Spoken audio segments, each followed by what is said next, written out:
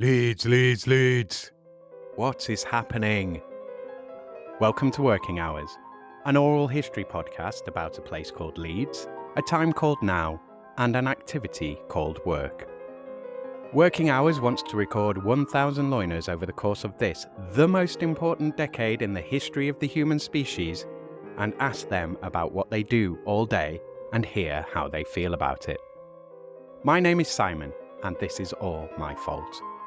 My mission here is to try to map out what my city, Leeds, a city that has declared a climate emergency, did during humanity's biggest emergency. On Working Hours, we hear how loiners have, are, and will be coping with our multiple and expanding crises during their day-to-day working hours. Can we turn things around? We'll find out. To tell this story, I need loiners like you, dear listener. I need people in Leeds or people from Leeds to come on this podcast and just tell me what they do all day and let me record how this affects us. Thank you for listening. What did you want to be when you grew up? Yeah, great question. I was trying to think about this because I don't think I had like one thing that I wanted to do growing up. So I think there was a few different things that I thought I'd seen other people do or I was interested in. So I remember wanting to be a mechanic at one point. I got books out of the library about car maintenance and things like that. I don't think that lasted very long. What drove My that? Was it a mum. film or something? But what drove the interest in car mechanics? So I'm all about female empowerment, and I don't think everyone has to, be a typical girly girl. Yeah. So I think it was maybe a bit rebellious. Yeah. Of like, I'm not going to do, a job or a career that maybe other girls would stereotypically do. So wanted to be a mechanic even before I had a car. So I think it was just trying to think of a stereotypical male job. Yeah. And do it as a bit of a rebellion. So yeah, I think that's where it came from. Cool. My mum was a botanist. Wow. So she brought us up planting trees and being out in nature. So I think at one point I wanted to, do something in like parks and ranges and planting trees. And then as I sort of got a bit older, I wanted to help people. So I wanted to make a difference. So yeah, I didn't have sort of one standout profession or career that I wanted to do. Very much was lots of different interests that I can remember anyway. Yeah.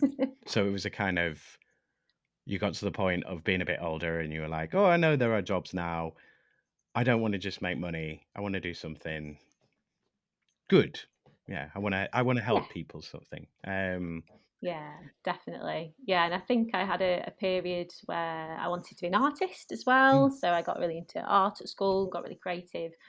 And I think that probably lasted like the longest. Yeah. But then, like you say, I think you have a bit of a adult contribution of you need to do something that earns some money. So then thought actually do something to help people. But I've always kept the art going on the side. So Okay. even though it's not a job that I've had that I've been paid for, Yeah. it's something that I still really enjoy and love and do. Cool.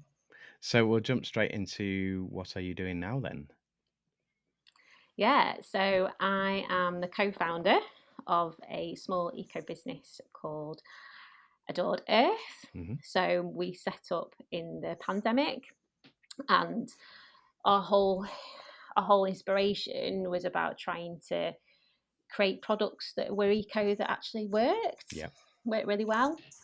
And I've always been into litter picking and trying to be proud about your local community and tidying beach cleans and things like that.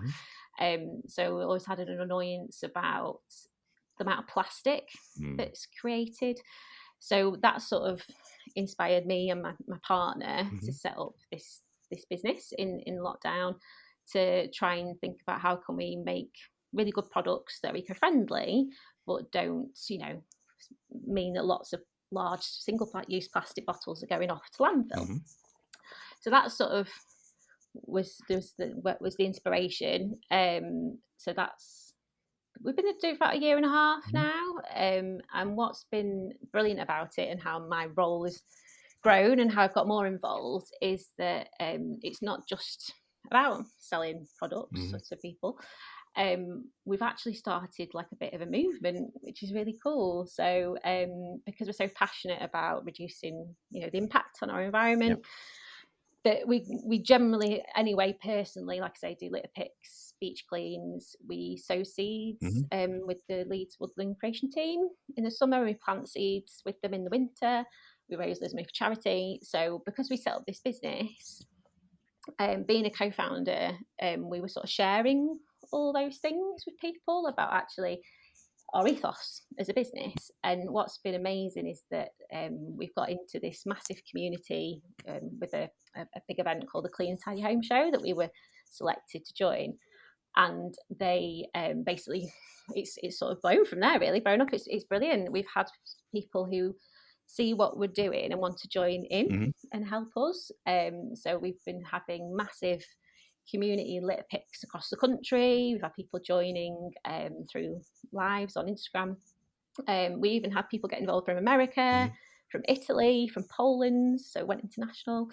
So it's sort of grown really to a point where it's not just about selling products, because that's so my partner focuses on that side, the development, the creating new products, new ideas, things like that. So my focus is on the marketing, social media, helping people to understand what we're doing, setting up the big events that we do, like the Clean Tidy Home Show that's just happened. But then I also do all the enjoyable stuff about arranging the community litter picks, the beach cleans. So the community-based stuff. Yeah. So I really, really, really love what I do, because it isn't just a business, and it's not just about making money. It's about trying to inspire people to not just think, oh, there's so many big companies that are making so much harm to the environment or create so much plastic, there's no point in me doing it. We hear that a lot. But what's really nice is that because we've been doing this and using social media as a platform to do it, we've had so many people who've just never had a conversation with, but seen what we're doing, and said, "Oh, I really want to get involved in litter picking." So we do it with Litter Free Leeds, which is a brilliant community-based group in Leeds. So we've linked people in with them. We've got people linked in with their own local community litter picking groups. So yeah, it's really nice that it's grown to that point, because it doesn't feel like a job a lot of the time. It feels like we're just helping connect people with things they can do to improve to reduce their environmental impact. You're listening to Series 4, Episode 29, and to my guest, Sal Poyser. This is another Squadcast interview recorded on the 8th of November, 2023. Sal Poyser is an eco-entrepreneur that has a love for our planet and a burning desire to make a difference. She co-founded Adored Earth as a platform to inspire people to make small, practical steps to reduce their environmental impact. Being raised by a botanist, Sal was taught at an early age that small actions can lead to profound change. Sal envisions a world where every individual can play a part in preserving our planet's beauty and health, whether it is litter picking, cleaning beaches, seed sowing, tree planting, or choosing eco-friendly products in the home. Along with her co-founder Jamie, Sal is on a mission to empower people with the knowledge and the tools to make simple, sustainable choices in their daily lives. Right, let's do this, episode 109 of Working Hours with Sal Poyser. Okay, so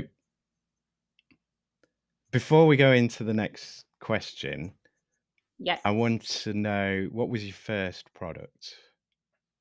First product? Yeah. So our sort of flagship product is a eco-friendly alternative to traditional laundry detergents.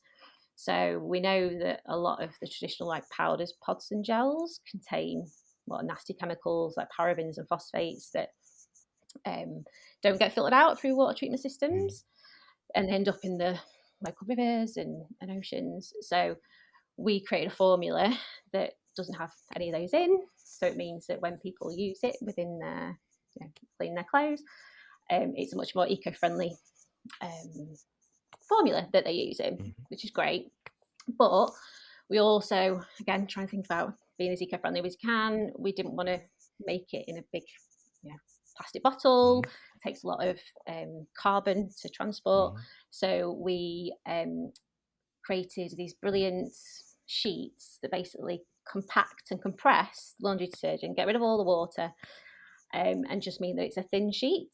And what's great about that is that we get 32 washes in a tiny little A5 envelope, which is amazing. But then we've gone the extra mile and we've packaged it in craft cardboard, so that it's, again, not contributing masses and masses of single-use plastic into landfills. So that's our flagship product that we do. There's a fragrance-free version and a fragrance version.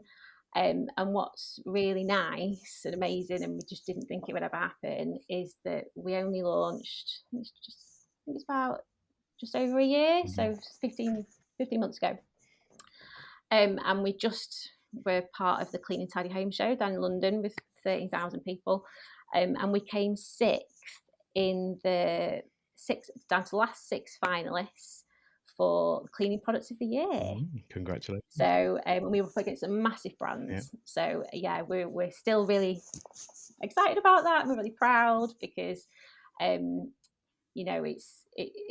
it's really reassuring to know that so many people want better products, want more eco-friendly options, want to be more sustainable, and having something that they can have delivered to the house every month, so it's easy.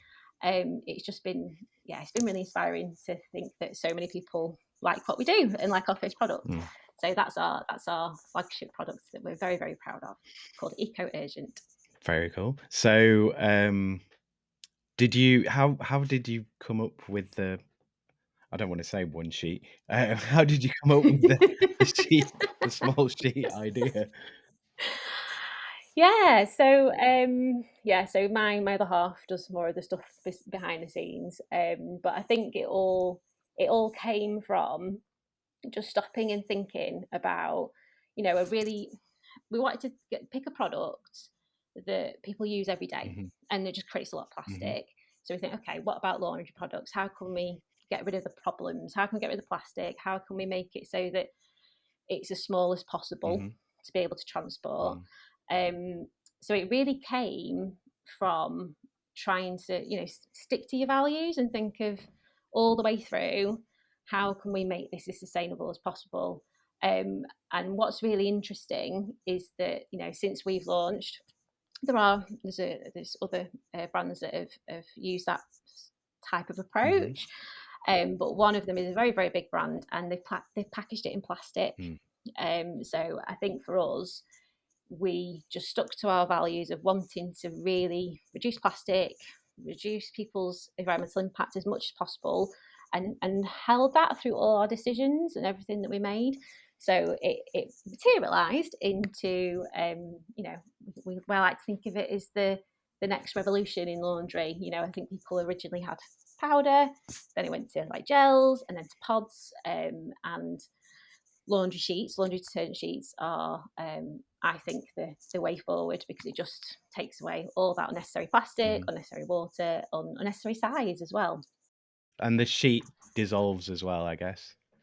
Yes, yeah. Do you know, it's been interesting with I think people sometimes think of, like dryer sheets. In the past you put in like tumbler dryers. Colour catchers. Yeah, so I think people sometimes see our product and think they're like that. So we've had some customers who bought them and then contacted us and gone, "Oh my God, I'm really worried it's not there in the end when the cycle's finished." And we're like, "Oh yeah, that's meant to happen. I'd actually be really concerned if it didn't, because then there's a problem." So yeah, it dissolves in hot and cold water. So what's really nice is that we didn't even think, because we weren't doing it for that reason, we were doing it to be sustainable. But it's been really popular with like the camper van, caravanning, travel community, because they can do it in. We've got some amazing loyal customers and brand ambassadors who have the scrubber bags. I don't know if you've ever seen them. It's like a traveling washing machine. And you can do it in cold water. So we've got this massive community of people who love them because they can do it basically hand wash, or on the side of a road, or in a caravan. So yeah, dissolves in hot and cold water.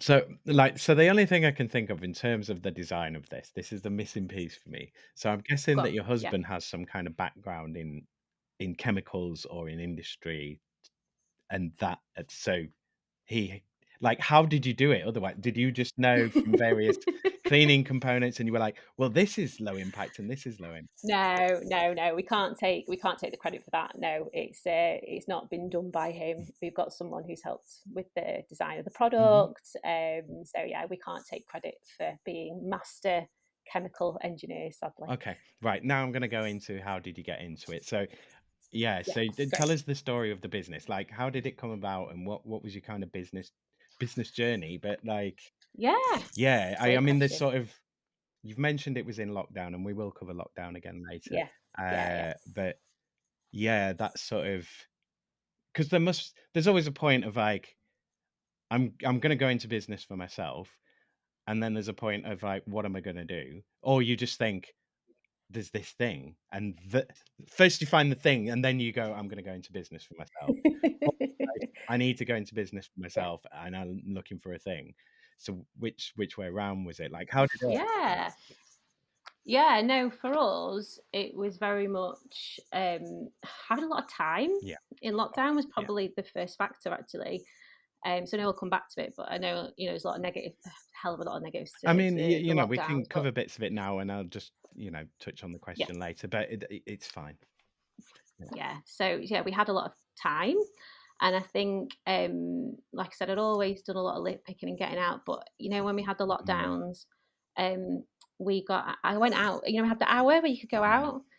Going out, litter picking. That was what I did on my hour. And yeah, we were finding gloves and masks and so much more mm, plastic, mm. sadly, that we had so much time. So said we're going to set something up. We're going to try and start a business. And we both had jobs when we started this journey, so it wasn't something that we did, like I said, for the money. It was actually, well, let's just see if we can put some good out in the world, try and make some difference, and we'll see if it works and see if it's something that takes off. And like I said, it very much, as soon as we launched, we had a really, really good sort of start, really. We had loads of people getting in touch and wanting to know more. And then it built from there. And I think the the big the big thing for us, I suppose more recently, that's definitely been that big part of the journey of where we've gone. Actually, this is brilliant.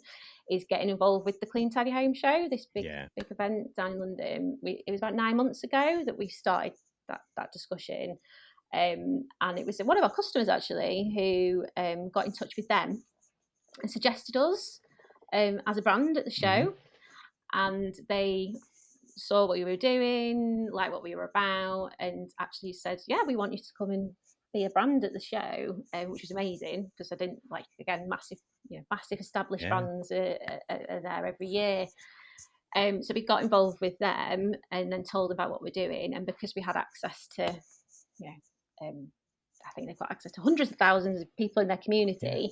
It sort of then just exploded from there, really. Like, they were like, "We love what you're about. We haven't got enough eco and sustainability brands at the show. We want to have more.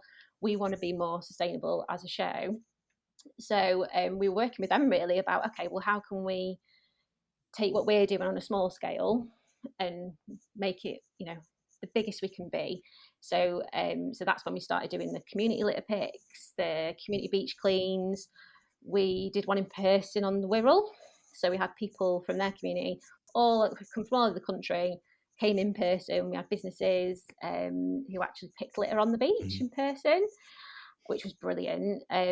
We even had Richard Pearson from Filthy House SOS came along as well. So, yeah, that was a really good event to profile that actually lots of people get involved. And then it just grew from there. So we were getting people join us from, like I say, different countries and different places on lives. So they could join remotely mhm, by video. And I think we had like a 2 hour litter pick together. mhm. Like, so yeah, so it's that was sort of, I think that was where it started to really grow and actually we've got loads of people who want to know us and learn about us. So we grew our following, grew our customer base, all the way, and that just continues really up until the show, which was last month now. Mm-hmm. And it was a massive event down in London. There were like 13,000 people who came in person.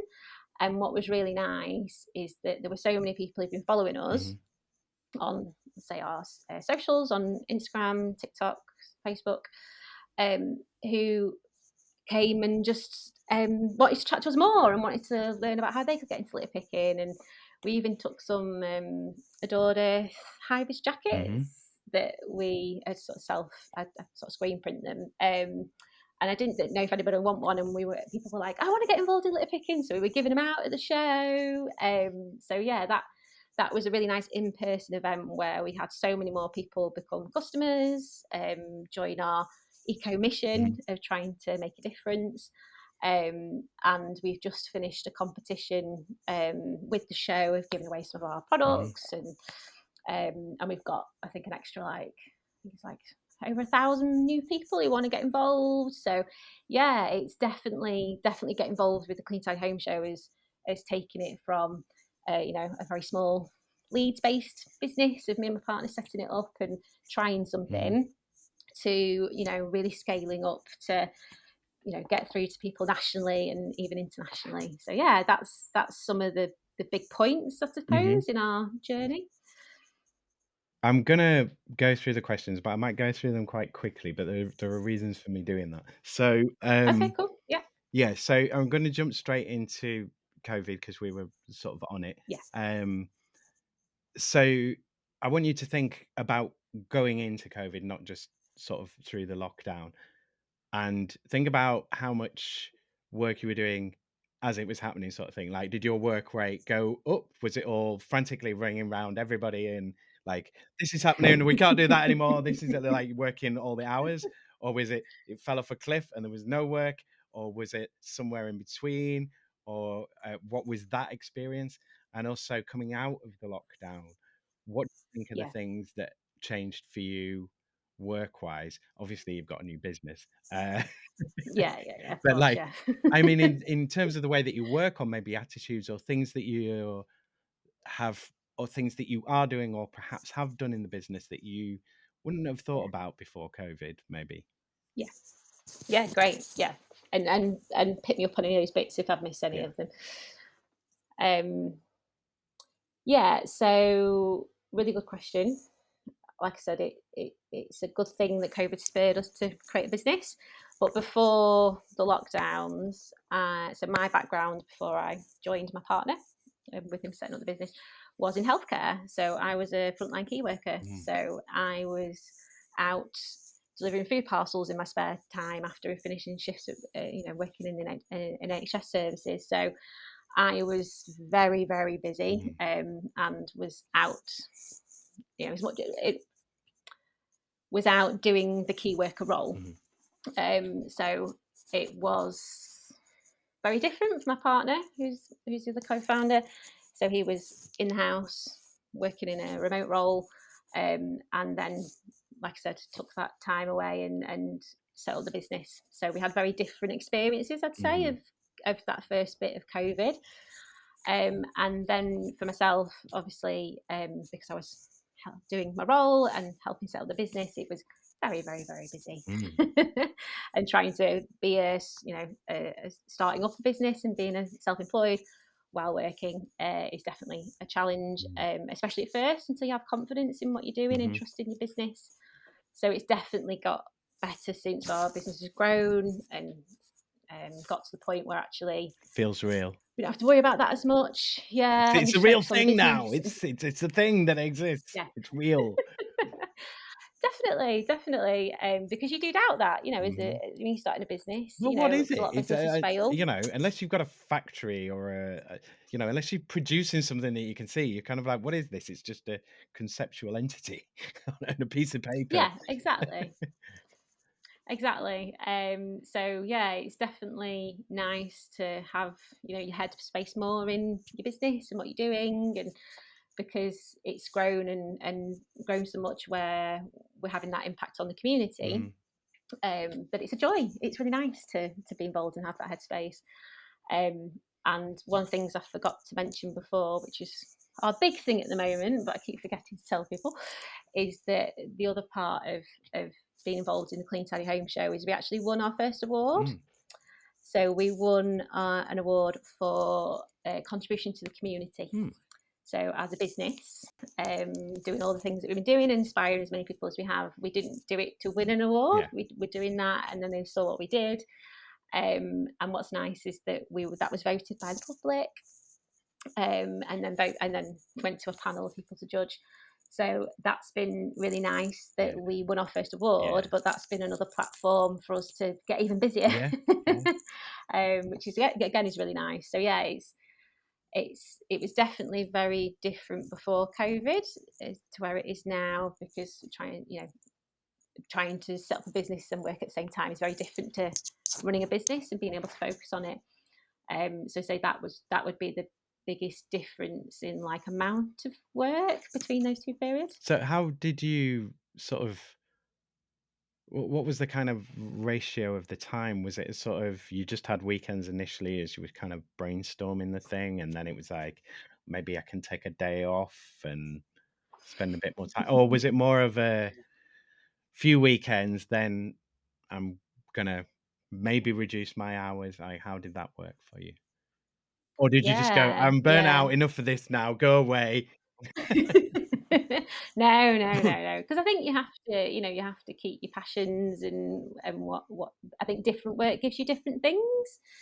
Yes, it was very hectic working in a NHS frontline service through the pandemic, but obviously still love doing that. So yeah, I think at first, because you obviously have to be secure, it was very much doing it at weekends and in the evenings and building it up. And it was my partner first who had that sort of solid year of, I'm just going to focus on setting up a business and putting everything into it. So because he did that, I could then just do the weekends and evenings at first until it sort of increased. And yeah, I got to a point where like I am very lucky that the charity that I work with let you do like condensed hours, so I could move around things and do like a full Friday on the business. So it sort of creeped up, which is really good because you want to be busy, you want to have things to do when you're self-employed. But I think I was lucky enough to have that because my partner had that sort of year being able to, that's all he did and focused on it within his role. So us working together, co-founding it, I think definitely helped.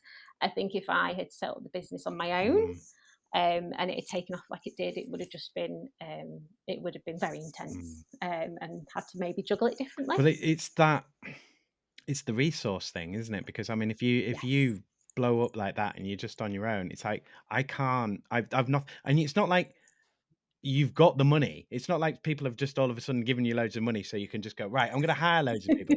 It's just loads of people start talking about you and asking you, and then you're kind of, I can't deal with all of this.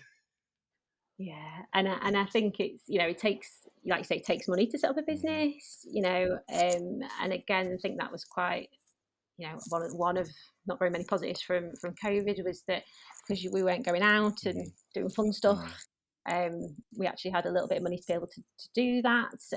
So yeah, I think people, are in very different circumstances when they set up a business, and I think for us, we were very lucky that what we did, people wanted and got on board with the idea, because it could have been completely different. We could have chosen to do something that wasn't a good product or a good approach. It was very much a risk and a gamble, but one that, yeah, we're really proud that it's paid off. I mean, did you seek funding at all, or did you just sort of, no, we're going to capitalize this ourselves? We're just going to save and scrimp and put it, yeah. Yeah, no, we funded it ourselves. Definitely a lot of scrimping and saving, but like I said, with COVID, that Not as did big actually help because we couldn't expenditure, spend yeah. it on other stuff. And I think if we hadn't, it would have taken a lot longer to get to the point of being able to set up. If we're still Yeah. going for food and fun stuff. So yeah, we're very, very lucky in that sense. But we were, we definitely built it up. So I think what's really nice is that when you do start a small eco business, and not like, you know, making 10 products Mm. and launching them all. Is actually we started off with one, Mhm. to make sure that works before we do another one. So obviously every time you develop a new product, it costs more money. Mhm. So at the moment we're developing another new products at the moment that will get to a point where we can release. Mhm. But yeah, that's the approach we've taken, and I think that's worked really well. I you know I wouldn't have wanted to take out a massive loan and Mm.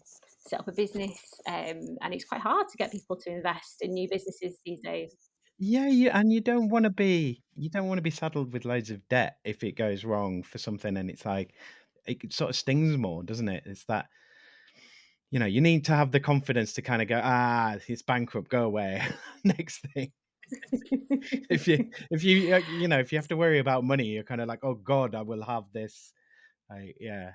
Yeah, definitely. Yeah, and I'm sure along the journey, there could have been a lot more money we could have put into different Mhm. things. So, for example, we've been approached by a number of big shows. Now we've been involved in the Clean Tidy Home show, and we could choose to do them Mm. all, but that would cost a lot of Mm. money because it costs a lot of money to be brands at a show.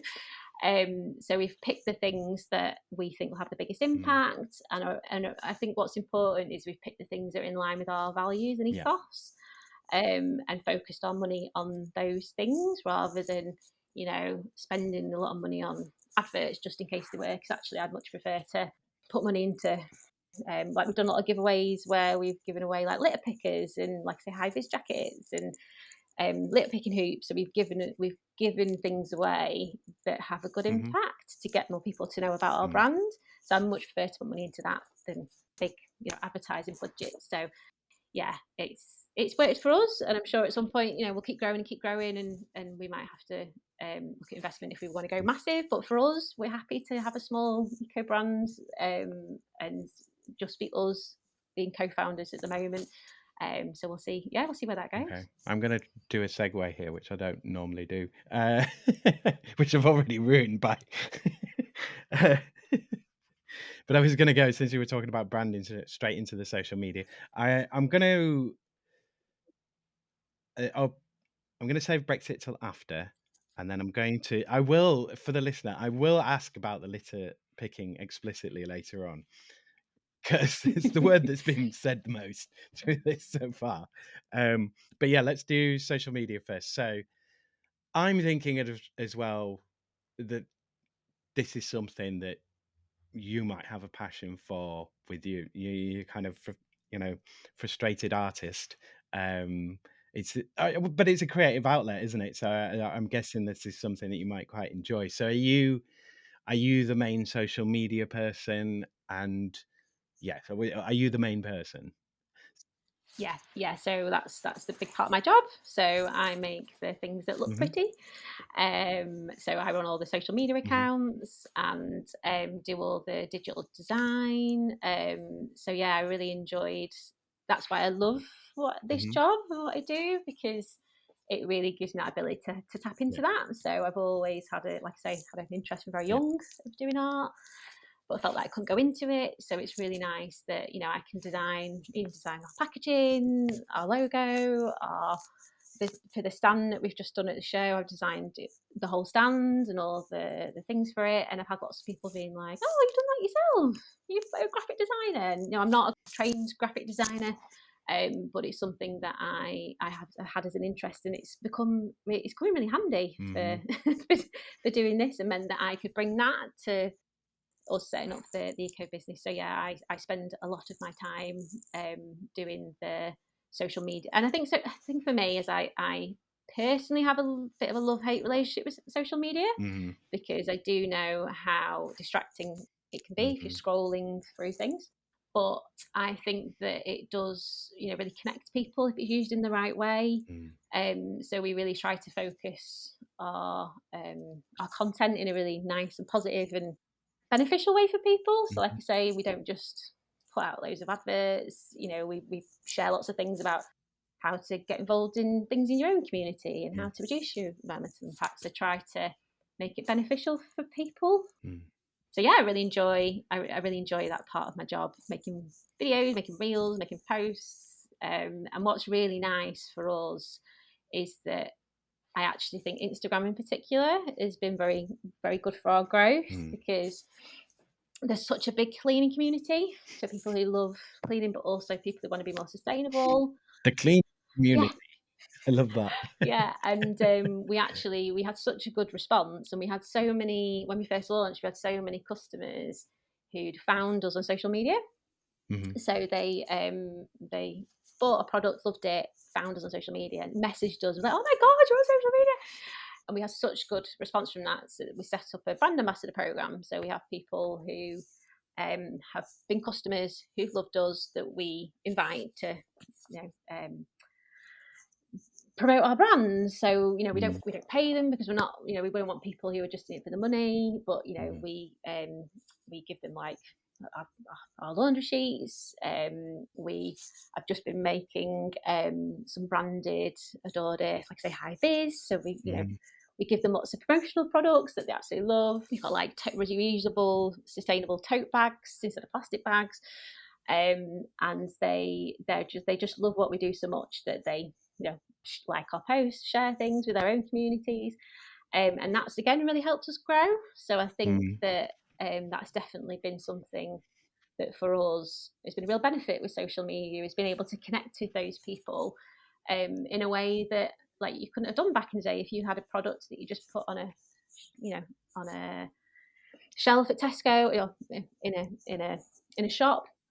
You pick it up, you try it, but having that connection with a business through social media, I think it's amazing. Like some of the conversations I've had with customers has been fantastic.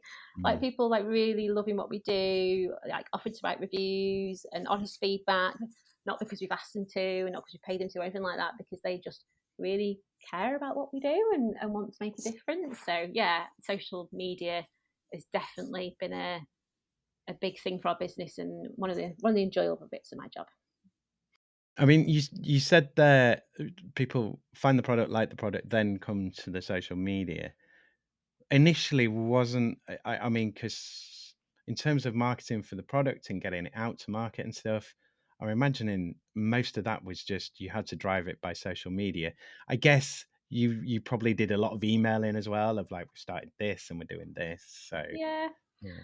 we did it lots of different ways, to be honest. But what I Mhm. didn't realise is how big a thing Instagram would be. So we didn't push it Mm. on Instagram, but we'd have like say social media accounts like Twitter, Facebook. I'd never used TikTok, to be honest, until we set up the business. But we definitely had a bigger uptake after we launched Mhm. in social media, people finding us and then getting in touch. So yeah, I think, and to be honest, there's a lot of things that we did at first through like paid ads through Facebook. The thing that stood out for me is that actually once people started to hear about us, we really grew on Instagram. And that's the channel that we have most conversations with people, that's been the most beneficial. So that definitely has grown massively since before the launch. So is that where the litter picking comes in sort of massively in terms of, because I'm Yes. thinking, yeah, that imagery. I mean, because that's got to be your fundamental cleaning community post or one of them of like people litter picking here and here and here. Yeah, and didn't start like that. Like, Yeah. it's not something like I had to say that we did because we were trying to promote Like ourselves. what were your first posts? What were you thinking with the first sort of stuff Yeah, you did? Were you just kind of like, here's our product, look at the yeah, product, yeah, product shop. Yeah. yeah. Very much about products. Nice, pretty pictures. You Trying got some to. of it being used, and I mean, what kind of marketing background did you have before? Did you have to read up loads on it, or were you kind of, I know what I'm doing? Yeah. So no, my background is psychology based. So Mhm, my sort of perspective with marketing has been very much thinking about how people think. mhm, So I have quite a different sort of approach and understanding. So many, many, mm, many years ago, when I was at university as a very young person, I did a psychology degree and did marketing modules within that, but mhm, hadn't had like formal training. But mhm, I've very much developed my psychological understanding of marketing. Mhm. So I think that's where that's the interest for me, is actually connecting with people and Mhm. using social media platforms to be able to do that.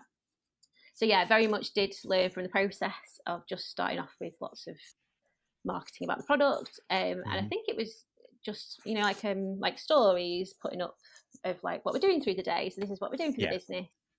All the behind the scenes kind of stuff of the we're working on Yeah, this now and we're doing that. Yeah, because 'cause they're yeah, really popular, aren't they? yeah, definitely. Yeah. So it sort of grew from there. Is that I think I put some post ups. I think it was like hashtag litter picking life, and Mhm. was just showing going out and doing some and what I'd got into the habit of doing was, even if it was just going to the local shop, taking picking a litter picker and um, with litter free leads we have special bin bags that the council give us, so taking those out in my bag. Mhm. So I was putting up stories of just going to the shop but picking a bag of litter on the way, not thinking much of it actually. Mm. And then being really surprised at how many people were like, "Oh my god, that's brilliant! Never thought about doing it like that." And it sort of grew from there and started to really take off. So then we were like, "Okay, well, we're going to share more about this. We'll share more about actually the national campaigns going on that happen Mm. every year. We'll share things about tips of the best litter pickers to buy that are from recycled plastic. Not that we sell, but ones that we actually don't contribute to the problem of buying plastic stuff to do your litter picking." Yeah. And then that was really nice because people were like, "Oh, yeah, I never even thought about it from that angle." So it sort of grew from there. And then once we got involved with the Clean Tidy Home show, and they were like, "Oh, let's really think about how you can make use of our community." And we then tapped into their social media of like, right, this is what we do on our evenings and our days off. Um, and people were starting to contact us through that, and then it grew into, right, let's do our first community one, let's all do it together, let's meet up in the Wirral. And I'll be completely honest, I didn't know if anyone was going to turn up. So we sort of had our fingers Everyone crossed. wants to be in those Instagram posts as well, you know. I'm in that Instagram post. Yeah, I was like, I just don't know if anyone's going to turn up. But it's a nice day out. We were out by the beach Mm. anyway. But obviously, it was typical British weather, that when we set off, it was absolutely throwing it down. It was Mhm. raining. So I thought no one's going to come because Yeah. we'll put off by the rain. But as we got to the Wirral, the sun came out, and it was like a perfect day. Mm. So yeah, we had loads of people come, and I think that really spurred us on of, oh my god, we can actually inspire people to actually get out and do something practical, Mhm. and built from there. So yeah, so that was like our first big event that we did, and I think the fact that we did it when it was got people there when it was raining was definitely a big achievement. And being a Leeds based company, litter free, litter free Leeds is a fantastic community group that I've been involved with for years anyway. Mm. So it's been really nice to connect people with, yeah, we're doing Mm. this, but we're doing it in Leeds. Why don't Mhm. you get involved with your own community groups on Facebook, or litter picking groups? Mm. So yeah, that's sort of how it evolved, really. Yeah, it's been an interesting journey. Mm. Well, it's only just started as well. Mm, definitely. You got the rest of that hill to climb yet. Yes, yeah, and you can always do more and always learn. There's a lot of learning that we're doing. As Mm. being small business owners, it's yeah, there's stuff that we learn every day. Mm. Um, so I mean, the question normally there is just how much time do you spend on it? Do you feel it's a good return on investment? I mean, I think what you've just said answers that clearly. Yeah, and I think it depends on what your class as return on investment as well, because Well, it's obviously, yeah, it's that amount of time. I mean, like early on, I mean, I guess you were, you know, you marketed well and that you got a good response early on. You kind of, well, I don't know. Like, would you say you knew your customer starting out, or were you just like, my customer's me, or I'm just targeting people who like this kind of product? Or were you like, who's going to buy this? What do they, where are they? I'll be really honest. We've been really surprised by the the people that have loved it. I didn't think about the traveling, and it being a no spill travel wash. Like that just hadn't occurred to me because that wasn't how we developed it. So I think we started off small and thought, right, we'll try this out, we'll put it out in the world, see how it does, and we were really blown away by the different markets that it was popular in, and then people sharing it within those communities, and then us finding out about it. So our fragrance-free version, we made it because me and my partner both have dermatitis, so I have like really really bad itchy skin at times if you have like a strong detergent with a strong fragrance. So we made that for us because we were like, well, there aren't very many fragrance-free options for people whose skin reacts to a fragrance. So we did it for that reason and marketed it for that reason. But it's been really popular with men who don't want like a floral or a maybe stereotypically I feminine don't want to steam smell scent. like a meadow. And so that was really interesting. So then we were like, oh, okay, right, we'll put more of a focus on marketing towards men.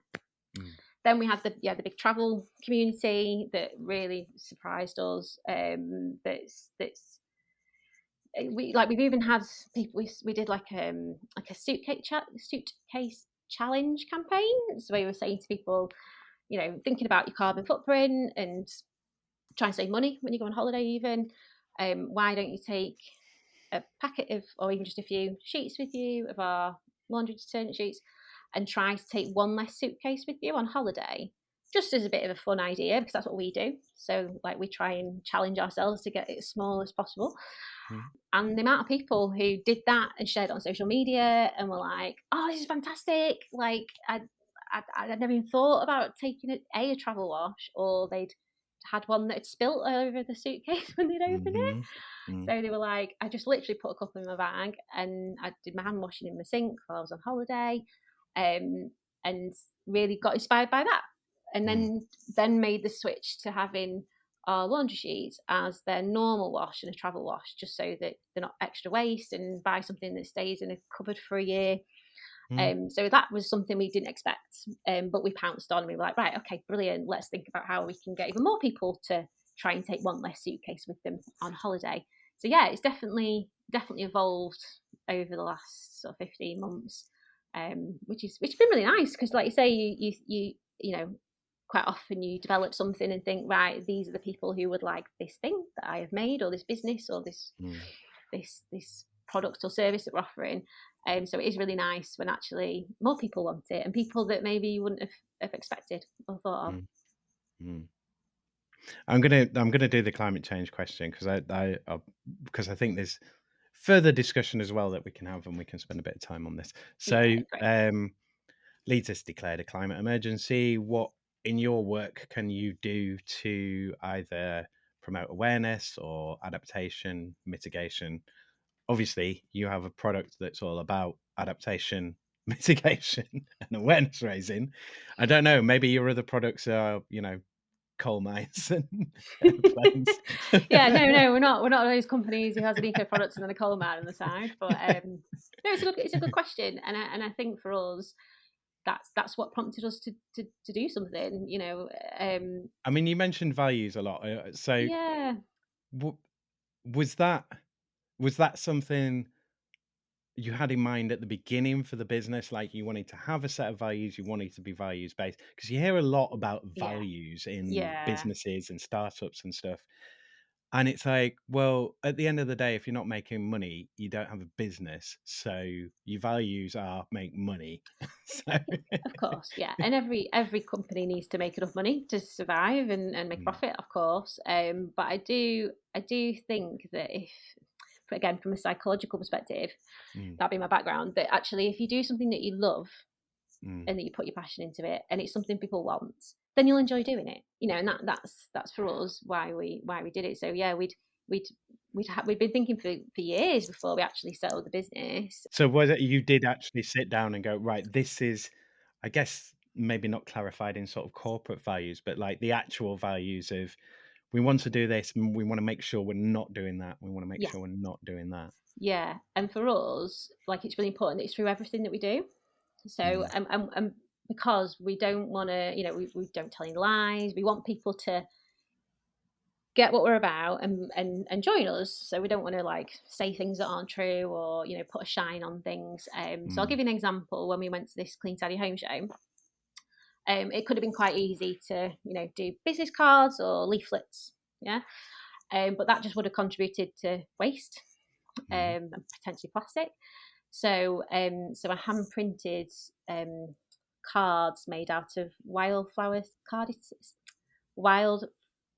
seeded card with our logo on and like a thing for our website, and was giving those out. So for people who didn't know about us or just wanted to have a chat, I was like, do you want one of these seeded cards so you can go home and plant some wildflowers?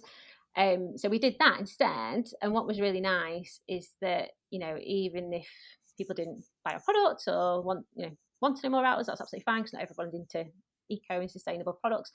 My thinking was that they would go home and throw it in the bin, and then maybe they would sprout up into grow somewhere. So for us, that was more effort. That took more time. I didn't by hand, so it was something that I could have quite easily just paid and got someone to make them for How us. many did you make? Hundreds and hundreds. But again, that's my crafty. I love doing that sort of stuff. So yeah, I was doing it while I was watching telly. Yeah. So for me, when a company talks about values, yes, it's really easy to have some tick box things that they write on a website. But for us, it's like all our decisions are made in line with that. So, we're not perfect. We're still growing. We're still building as a business. But wherever we can, we have to try to do the right thing and try to be as sustainable as possible. So just trying to think of other examples that we've had. So for example, one of our, it's not what we're like our main thing that we want to achieve, but it's a side product of what we're doing. Is I was like, right, one of our missions is to plant as many trees as possible. And again, some companies, right, in a good way, try to offset and pay for trees to be planted. But for me, with our values, I'm like, no, we need to actually make sure that happens, and the money doesn't go somewhere else, and we actually want to be part of that process. So that's why last winter we got out with the Leeds Woodland Creation team and planted with our bare hands 249 trees over the last winter. And each summer we go and we plant the seeds that then go into those trees. So we planted 2,000 last summer and 2,000, just over 2,000 this summer. And we're going to go back and do the tree planting with them in the winter. So even with that, of us going, right, we want to plant as many trees as we can. It's nothing to do with us making money. That's just a side product of us having so many people following us that we've not just planted those trees ourselves. We've then had people who've gone along to the tree planting sessions, even with us. We had another eco company who joined us for a seed planting session because of what they've seen us doing. So we've actually planted the trees ourselves, but we've got other people planting trees. So that's part of our mission to try and plant as many trees as possible, because we know that I read a really interesting article recently about how litter picking and tree planting are like two of the biggest things that we can do as practical things to help. Yeah, like community-based activity. Yeah. Yeah, definitely. So yeah, that's. Does that answer your question? Yeah, you've forgotten the question. We're talking about how the designing of the values, Yes. and how they Yes. sort of came about. I mean, Yeah. we've gone off piste here, so Sorry. no, it's not your fault. I let us meander. So I mean, I can be like, okay, so not in a like, but what about way, but so on the litter picking front. Yeah. Isn't it just going to landfill?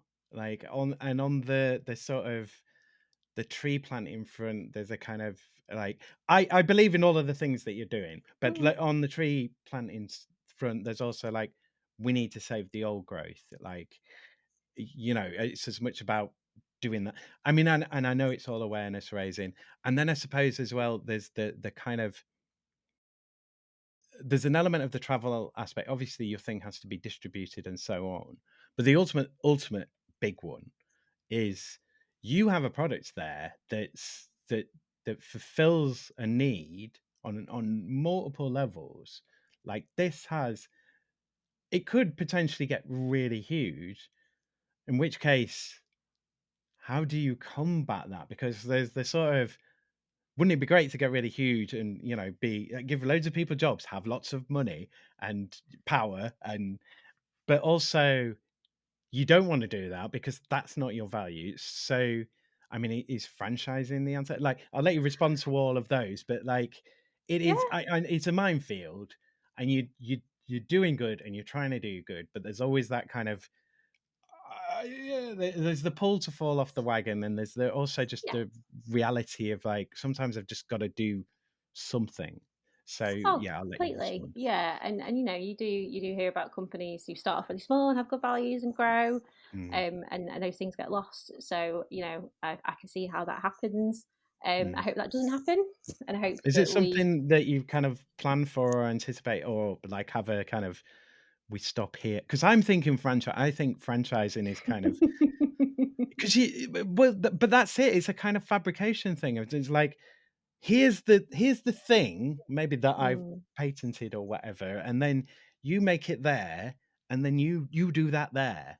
Like, Yeah, no, to be honest, never thought about franchising. I will run it by my co-founder, Jamie, who deals with that side of things. But no, I think for us, because it did just start off as right, let's try and do something, and it's mm, grown. It is something we're thinking about at the moment. It's actually how big do we want to get, yeah, and how many people yeah, do we want to get involved? And I think for me, that's sort of why we've done one product at a time. Like I say, we didn't mm, just go out to market with 10 products. Actually, we wanted make something, make it good, make it right, make sure it's something that mm, people want, and isn't just putting more waste out into the world. So mm. yeah, I think it'll grow product by product. But yeah, it's a good question that we definitely will need to think about. But at the moment, we're very much focused on growth and trying to get more people involved. Yeah. Yeah, I guess as well, because you've got your social media aspect, and you've got, all of those great stories that already that they land, there's an audience for them, you've got the engagement, but you've also got, like you say with the suitcase challenge, you've got that thing where you can kind of take the challenge a different way or get somebody else within that challenge to Yeah. speak about something else, and then you kind of so in a way you can kind of really do that organically through your marketing and your social media in terms of both awareness, but it's synergistic with the brand. Like, Mm. it's a Yeah. really good mesh of, like, I think you've nailed it to a large degree. Yeah. Right. So, I mean, like, maybe we should talk about some of the other products a bit later on, but, yeah, Well, go that's our only product at the moment, Simon. okay. Yeah, So so that's our first oh, product. yeah, you said you were getting a new one, so we can't talk Yeah, about so that that yet, we can can't talk we? about that at the moment No. because it's still being developed. But that's what I mean is that we didn't just go right. Here's 10 products. Let's grow massively. We were actually Yeah, like, let's do one. Let's do it really well. Let's yeah, build our community, and then let's do the next product. So yeah, it's currently being developed. yeah. Yeah. I mean, this is one that obviously I asked a lot more in lockdown. I've had points in this year where I'm kind of like, oh, should I drop the COVID question? Because it's kind of, it's in an awkward phase. I Mm. won't, because I think it should stay through the whole thing because it's still with us and it's not going anywhere. It's a new normal now, isn't it? I don't like that term that was used by the government at the time, but actually, things have changed. And I think for us, we wouldn't have, we being setting up a small business in the COVID era meant that we did put more focus on social media, and we did push a lot on social media. And I think that's definitely continued. But I think if, like you say, your Hmm. question before that I don't think I answered fully, because I went off on a tangent, was that if we'd set up this business before the pandemic, I don't know if we would have had such Hmm. a focus on social media and then had that impact on people wanting to get involved with what we're doing. So yeah, I think it's still Hmm. important to reflect on because it has changed things. And you might not have had the audience either. Oh no, completely. Yeah, no, we had Yeah. people at home who would listen to what we were doing at the time. Mm. So I'm going to do Brexit. I don't think this will be long, but No, might be. I was thinking, but I don't. Has it affected your work at all? Like any discernible change? I mean, you did start before Brexit technically, so Yeah, um, I think I mean, do you because send internationally? I know you're concentrating here at the well, moment, but so have you that's the sent? thing. So we very much focused on the UK at the moment, Yeah. and I'm just trying to think if we would have made a different decision if Brexit wasn't there. And Mm, potentially, maybe we would have gone out to Europe potentially. But I mm, think again, going back to our values, because we're trying to do one thing at a time and grow and not grow too big too quickly. I don't know if that would have affected our decision making. So I don't know. I don't feel like it's had a massive impact because we weren't established in this growth before Brexit came in. mhm. But I'm sure what we I'm sure the decisions we make going forward of how and to what level we grow will be impacted by Brexit because it will be Yeah, more difficult to go outside of the EU. yeah. That's one thing we did think about was, for example, it's more complicated to send things to Southern Ireland Mm, after Brexit. So, like our compliance, because obviously with any chemical, you have to have compliance and mm, testing. mhm, Because of Brexit, that does apply to the UK and not South Island. mhm. So at the moment, um, we don't send our product to South Island, and that maybe that's something we would have. Well, we definitely would have done that earlier Yeah, yeah, if that yeah, wasn't in place. So I think that's probably the main way that Brexit had affected our business that I know because we set it up at the time when it was happening and have had to yeah. adapt to it anyway. So your market shrunk Yeah, yeah, a little. Yeah. Or potential market. potentially, Yeah. yeah. So we'll do the change question. Um, this is always a good one with people who are self-employed. It's kind of like, well, I've done most of them. Um, if you could change any three things about your work right now, what would they be? You can be fantastic or you can be pragmatic. You can be realistic or idealistic. You don't have to use all three. Yeah. It's up to you. I think I'd have an unlimited amount of time in the day. That would be Mm. lovely in an ideal world. So I could And energy. and, and energy, yeah, to get everything done. I think, again, being on social media, people see, a brand. Sometimes people think we have a massive team of people doing social media. And say, for example, if you don't Mm, respond to a message straight away, we can have people going, mm, why have you not responded straight away? So we have to educate people and go, yeah, we're a small business. So, I am the co-founder speaking to you, not someone who's mm. paid to do this. Yeah. But it does mean that it takes me a little bit longer to get back to you. So yeah, having an unlimited amount of time would be fantastic. And I think for what's been really nice with the Clean Tidy Home Show is connecting with other brands who have got the Mhm, same ethos. So I think that would be something that we definitely want to change and have more of going forward, mhm, because there are businesses out there with good values and good ethoses.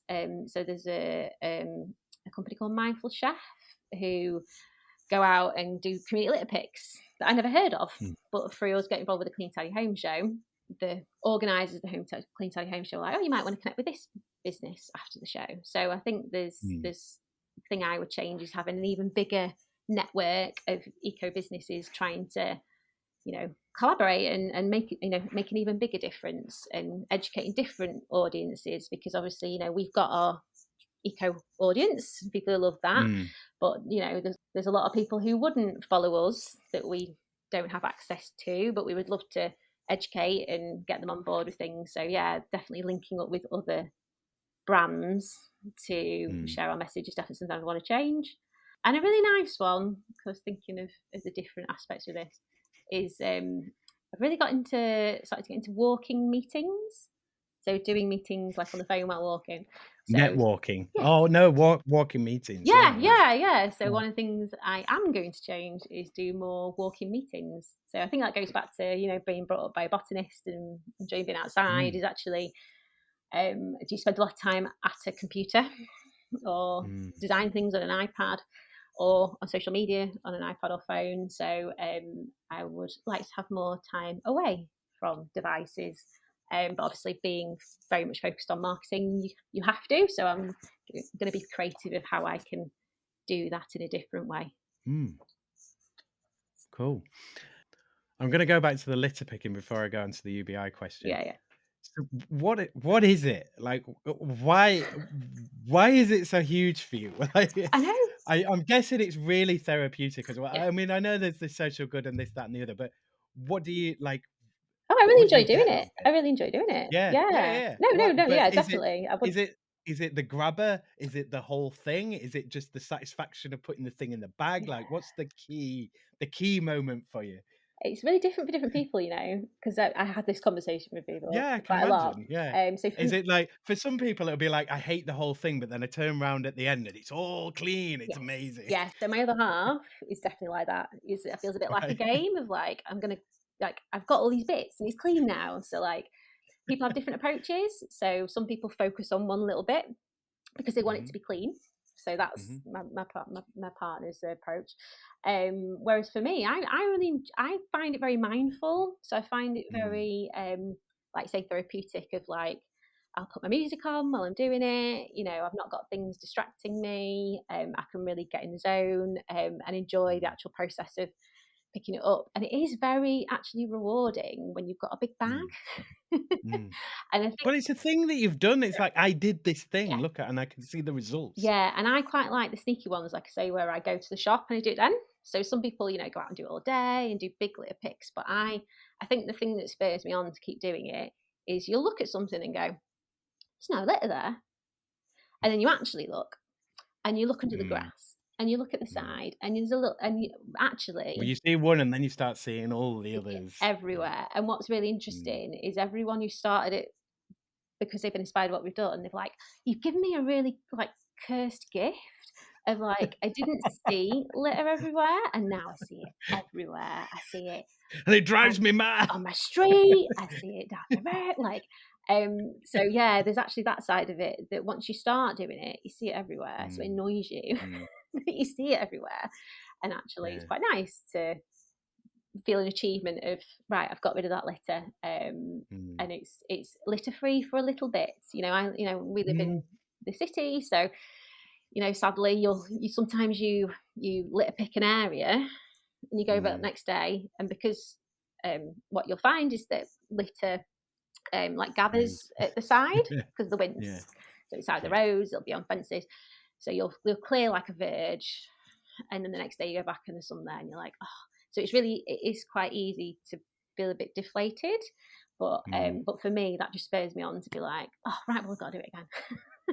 I'll do it again. I'll do it again. And it's different every time. And I'm mm, always surprised by the things that we find. So I think that's what's been quite good about social media is we've actually literally videoed ourselves live doing that, mm, and show people the things that we find. So like the one I did, the last one that we did, the community one, is that I found a wallet. I found an unopened Amazon parcel that hadn't been delivered, that I delivered to the person. I took it to the house. That was really nice because they were and they like, were like, "Oh, wow, yeah, they that were took like, ages." oh, thank you. So there's that element of it as well. Is actually sometimes you find other people's things or just Yeah. random things that you just never would dream that would be out there. But the Mm, biggest thing for me, above all of that, is just the amount of plastic, like mm, the amount of food packaging, the polystyrene.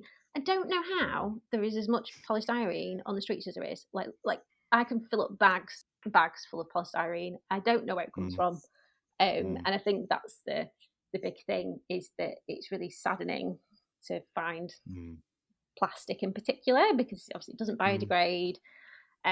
So that's the thing that keeps spurring me on. So yeah, you definitely get a good feeling from doing it. mm, There is that part, but I think it is really different for different people of what they personally get out of it. mm. So, I wanna revisit the landfill issue 'cause Yeah, I know you're gonna have thoughts on this. So, I and because it is plastic, it's like, ultimately, aren't you just gathering all the plastic together again, but then it's gonna go to a big field full of plastic where it'll kind of break apart and blow no, around again. completely. Don't you Yeah, feel like yeah, it's yeah, I guess, definitely. well, it's that thing, isn't it? It's clear for a bit, it's clear for now, yeah. Yeah, and it's not ideal, and it's one of the big reasons we we launched our first product, and the way that we Yeah. did and chose the Yeah. things that we did was because we did so much litter picking. It was like, Mm. can't we just do something about plastic? Like there are other solutions. Companies just have to pay a bit Mm. more for them. Um, so that's for us was really like, well, obviously litter picking doesn't solve the problem at all. The problem needs to be solved by corporations making better choices. Like, for Mm. example, when we send things out through our website, we have like envelopes that are made from waste sugarcane. So Mm. they look like plastic, so they stay Mm. waterproof, but it's not plastic. And Mm. we made that choice. So there are companies who can make choices to make things that are biodegradable, not plastic. Mm. So I do agree with you that it isn't the solution, but Mm. if we go out and litter pick and you get plastic and it goes to recycling rather than Mm. to landfill, then that hopefully will stop as much going to landfill. But yeah, no, it isn't. It isn't the solution in the slightest. There should be more options, better options for people. And I do like the thing that's coming recently from the government about the banning single-use plastic for food packaging, because there is a Mm. lot. I'd say I find more food packaging and plastic bottles Yeah. polystyrene than anything else. So yeah, I do Yeah. think there needs to be government change to actually Yeah. make a difference. But if we go back to what I said at the beginning, if we just said that about everything, then not much would change. So we try to still look at the positives of doing litter picking. But yeah, it definitely doesn't solve the problem. Mm. So you, I mean, you can't be aware of everything all of the time, and everyone's going to have various blind spots. But you are, I mean, it seems to me like you're really making an effort to kind of see any blind spots. So you've thought about, literally the downstream for your products upstream in terms of suppliers and so on. Is that, I mean, obviously in terms of what you're buying, but I mean, do you have a way of, we can do this, we can buy from the other side of the world, but it needs to fulfill XYZ reasons to make it worthwhile? Or is it like, how do you make those calls and those judgments? Yeah, no, definitely. And I think the hard part is that you have to think about what goes into things, like you say, Mm. because it can be quite easy to pick ingredients without realizing. There's Mm. products that have palm oil in them. If you're not aware of Mm. the consequences of what you do.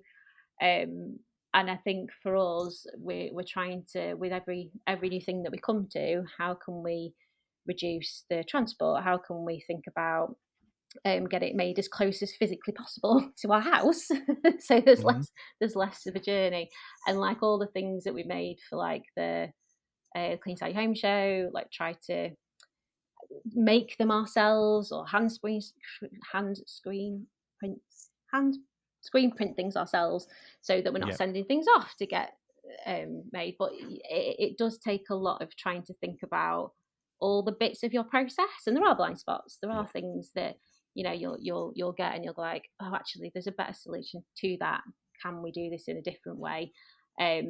Where when we do sell on Amazon, and we chose an eco um, delivery because it's about Mhm. our ethos and values, Mhm. and stuck with that for a long time because it was about our ethos and values.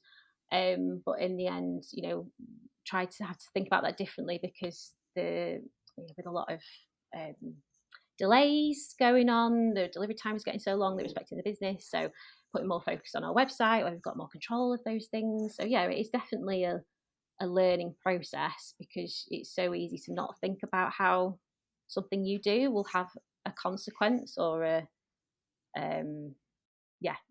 unintended Yeah. consequence. A harm. Yeah. Oh no, definitely, yeah, Yeah. because everything that is made comes from somewhere.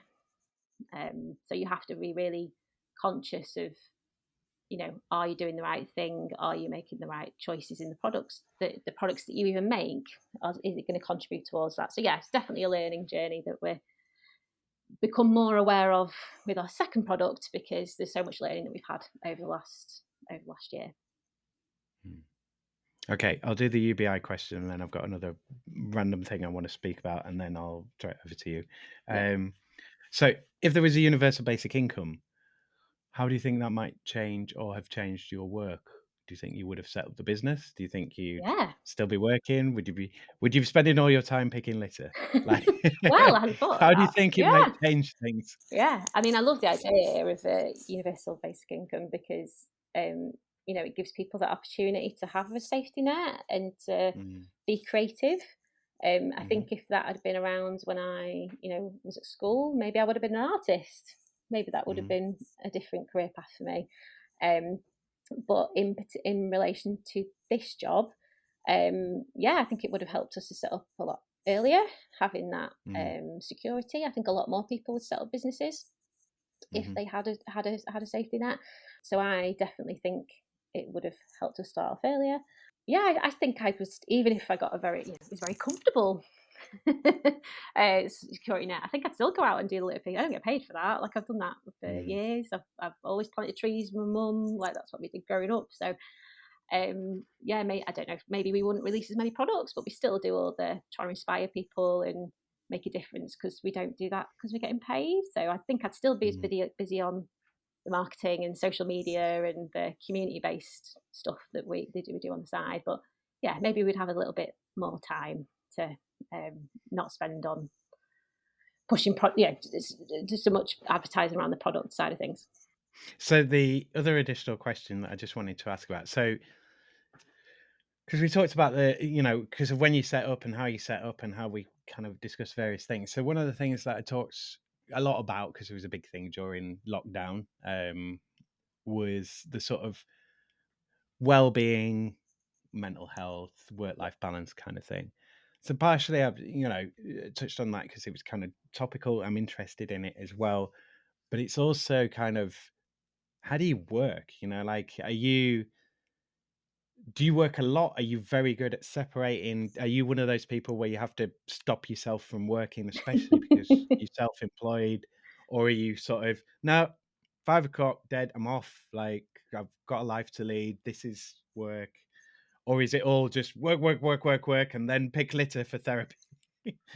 Good question. Yeah, and I think it's really hard as being self-employed to have Mm, boundaries, and it's also really hard when it's social media related. As I said, mhm.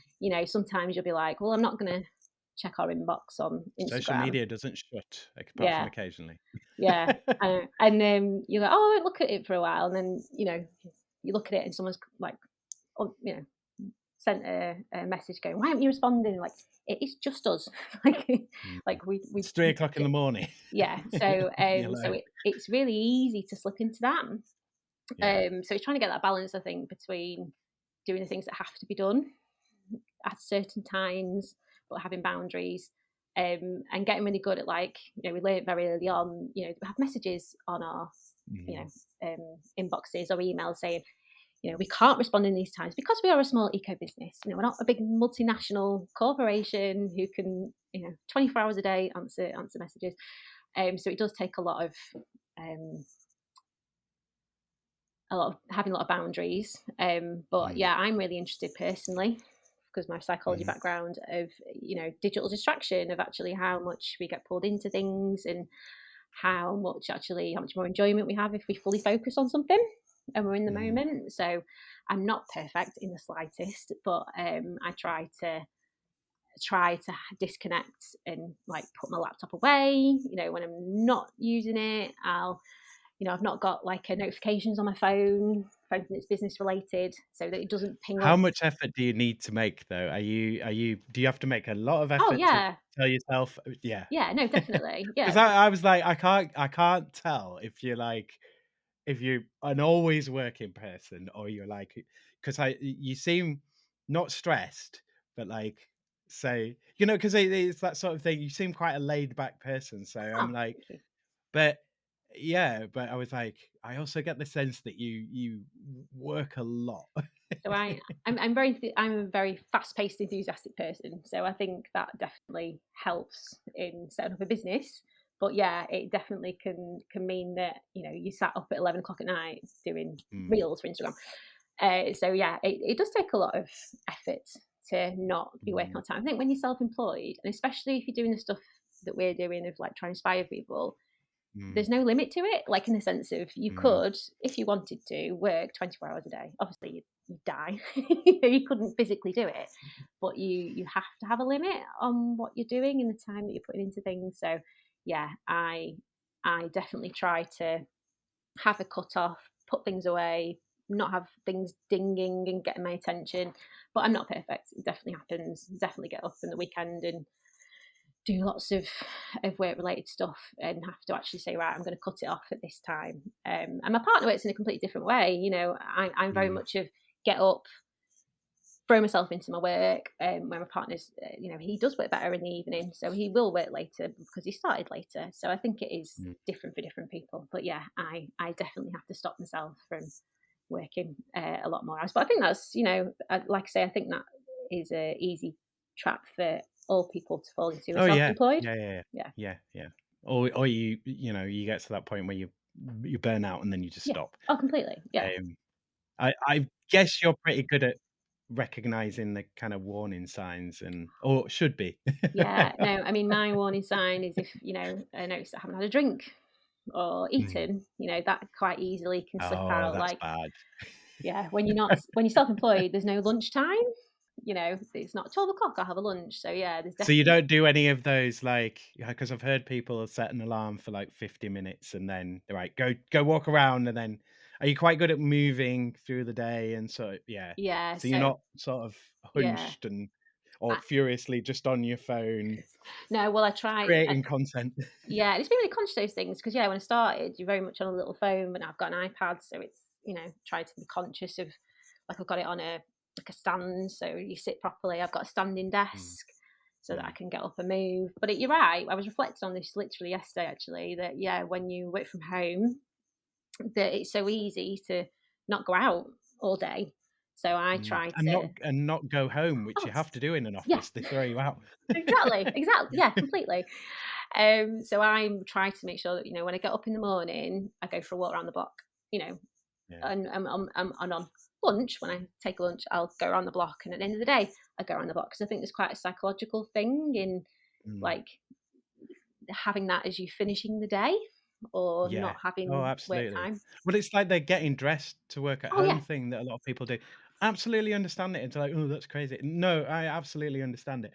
I mean, through most of lockdown, I think I could probably count on both hands how many times I was dressed for a lot of it.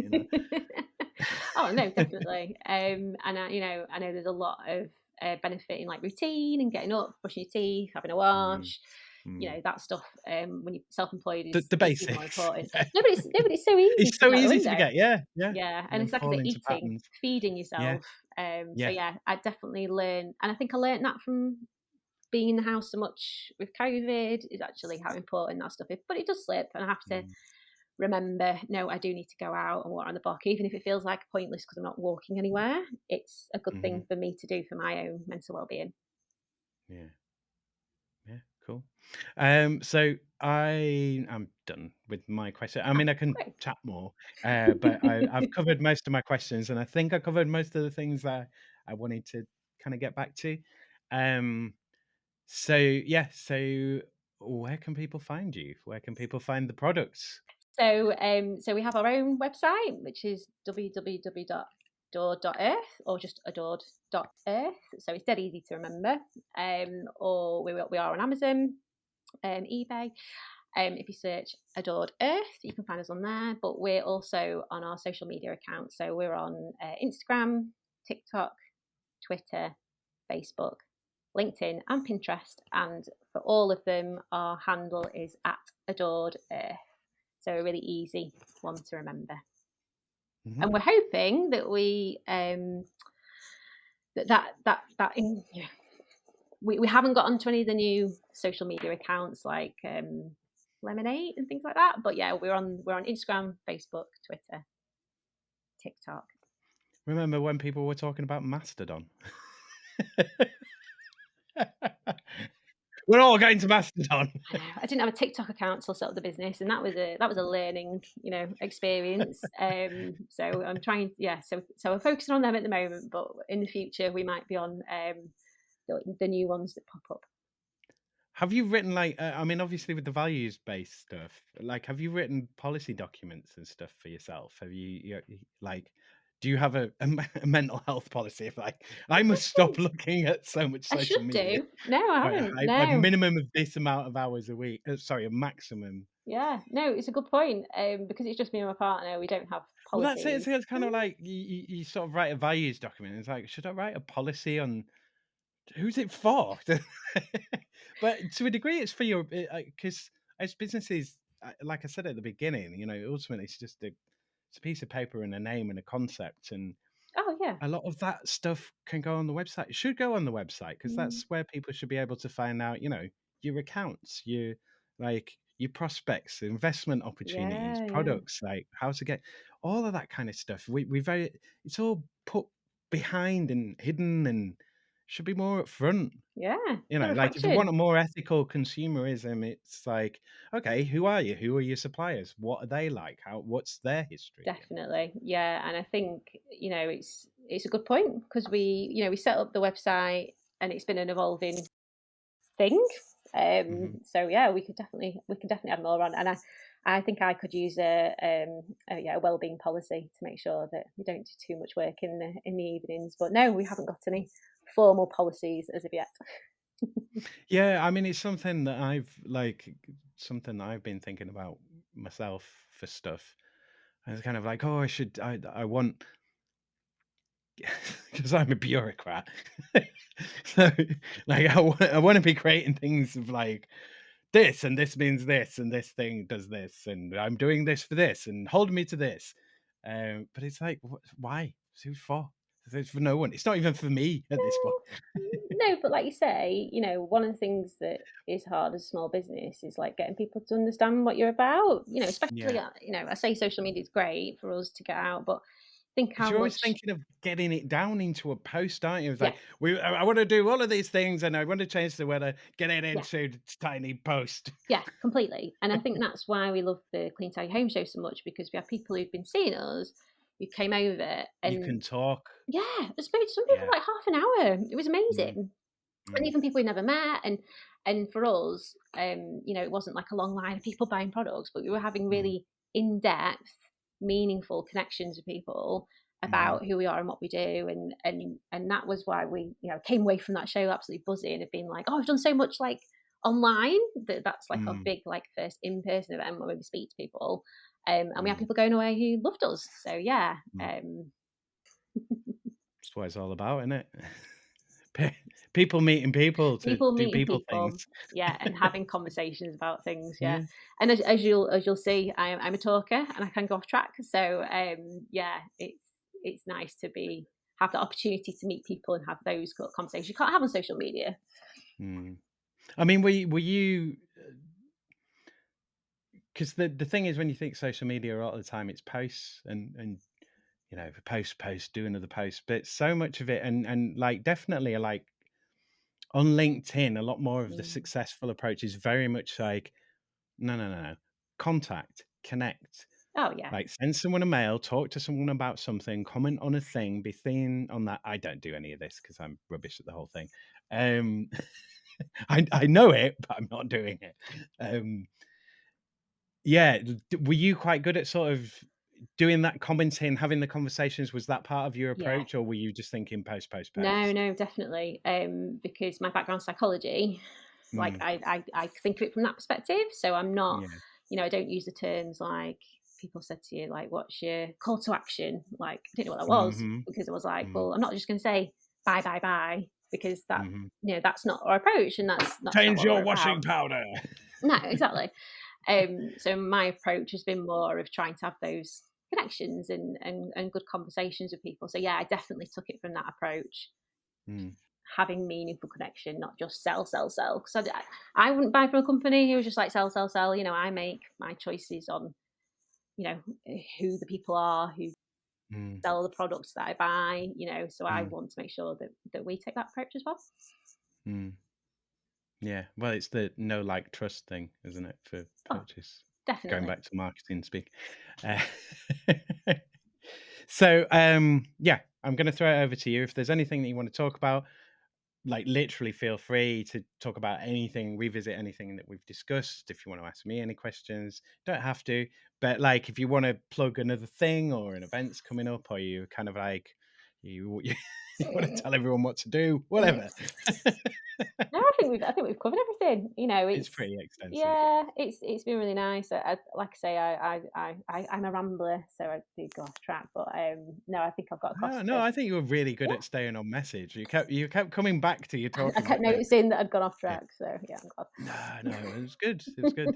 glad. Like I say, it's a chat. It's like this is the freebie podcast, I think, where you can kind of like, I don't have to be too professional, but I can get a bit of practice. Yeah.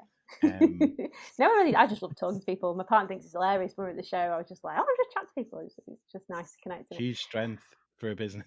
I think the big thing for us at the moment, I think I've touched on it, is that we're just really proud that we won an award and we Mm, came sixth in another award. mm, So that's the sort of the big thing that we're trying to like show people, that to build trust. Like you say, it's really hard to build trust online, mm, and people trust big brands and names they know.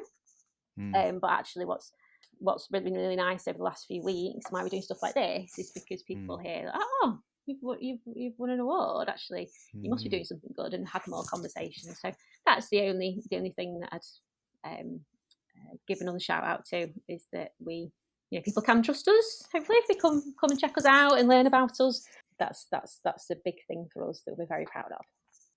Is it a thing? I don't know if it's a thing, but like in terms of green workplaces and the green economy in Leeds, are you quite in touch with a lot of that? I guess through the litter picking, you probably network quite a lot in that Yeah, area. so we got to the point where we were going to go and work in the Leeds Climate Change Centre and connect with those communities, Hmm. but we had personal things come up recently, so that hasn't actually materialised as of yet.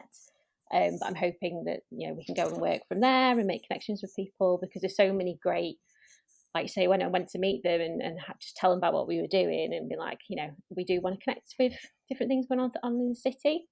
The things he was telling us about that go on at the it's the Leeds Climate Centre, isn't it? Climate Change Centre title. Yeah. The things that Mm. The climate action yeah, leads yeah, thing, yeah. or To make sure I was getting the title right. The stuff that's going on there is brilliant. So for us, that's going to be the mm. the way that we're going to connect. Next to Yeah, just Trinity, next to and the Trinity. I think yeah, it's the yeah, yeah, amazing Pinnacles view in there, isn't it? Pinnacle building. Yeah. No, I think Pinnacle's the one that's a bit further up, but it It's might be. next I don't to know, but yeah, it's in town it's next next to to H&M, Trinity. that one. Yeah, it's a Yeah, gorgeous yeah, office. Like, it's got if anyone yeah. hasn't checked it out and wants to, If you haven't been, go. It's like it's worth just for the going just for view. the view. Yeah. So when they said that we could go and work from there, like hot desk and connect, I was like, oh my god, this is like a penthouse city centre um, office. So yeah, it's Mm, a beautiful place. So yeah, we're not as connected as we want to be, but that's definitely something that they really want us to get involved with. So yeah, now things have settled down a little bit, we're hoping mm. to go and work from there, at least one day a week. So that'd be really nice. Well, I mean, I'd ask about the future and stuff, but obviously we know there's a Yeah, second product coming in, so to yeah, be to be continued, continued. follow on I would, socials. Sal gave you all the socials. Follow. yeah, definitely check us out. I think the next 6 months will be really, really exciting. Yeah, lots of big things coming. Mm. Um, yeah, Thank you again to Sal for being my guest. You can find the website for Adored Earth at adored.earth, linkedin.com/company/adored-earth, or you can find Sal on LinkedIn at linkedin.com/in/Sally-Poisner-Adored Earth. Thanks, as always, to all my guests, and thanks to you, Leeds, for being my subject. If you are in Leeds or from Leeds, if you are Leeds, then please come on this show. Yes, I'm speaking to you. I still need to find 891 loiners to interview, so being a guest is the greatest help for the show. You'll enjoy it. Remember to like, share, follow, and subscribe to Working Hours, and please consider supporting Working Hours financially with either a regular donation, patreon.com, or a one-off donation of any amount at ko-fi.com. Just search for Working Hours on both sites. You can email Working Hours at workinghourspod@western-studios.com. Okay, that's me. Work for peace and plan with kindness. Cheers, ears. Take care out there and be kind to each other, Leeds. Working Hours is produced, recorded, edited and published by Simon Treen for Western Studios Leeds Limited. The music was The Bees from Chopin's Etudes, which is in the public domain and was taken from museopen.org. Follow Western Studios Leeds on Facebook at facebook.com/Western_Studios_Leeds and on LinkedIn, linkedin.com/company/Western-Studios. Western Studios Leeds will help you realise your podcast for only £25 for an hour of podcast work. Need podcast production, recording, editing, or any podcast admin doing? Need it all doing? Do you want or need a podcast host or co-host for your podcast project? Then get in touch with Western Studios Leeds Limited. Email makemypodcast@western-studios.com to get your podcast made. I am available to third sector organisations, small to medium-sized businesses and individuals who want to make podcasts or create other digital audio content. Want to make some fundraising case studies? Want to show off your expertise in your field? Want some help creating your show and format, or just some support learning to podcast and getting going? Whatever your podcast needs, get in touch with Western Studios Leeds. Go to western-studios.com and use the contact page to drop me a message about either Working Hours or about your own podcast project.